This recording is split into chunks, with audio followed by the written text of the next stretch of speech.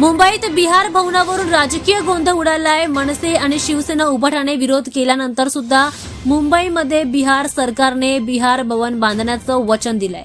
मुंबईत बिहार भवन बांधण्याच्या बिहार सरकारच्या योजनेला शिवसेना उभाटा आणि मनसेच्या काही नेत्यांनी विरोध केल्यानंतर काही दिवसांनी आता बिहारचे मुख्यमंत्री नितीश कुमार यांच्या नेतृत्वाखालील जेडीयू आणि भाजपने दोन्ही पक्षांवर जोरदार हल्लाबोल केलाय आणि प्रस्तावित इमारत कोणत्याही किमतीमध्ये बांधली जाईल असं प्रतिपादन देखील केलंय।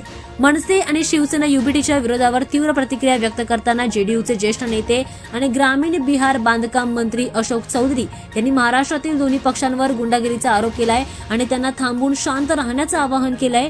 बिहार भवन कोणत्याही परिस्थितीत बांधलं जाईल। बिहार भवनाचं बांधकाम थांबवण्याची कोणाची शक्ती नाही असं त्यांनी ठामपणे सांगितलंय। मनसे नेते जितेंद्र ठाकरे निराधार विधाने करत असल्याचा दावाही जेडीयू नेत्यांनी केलाय।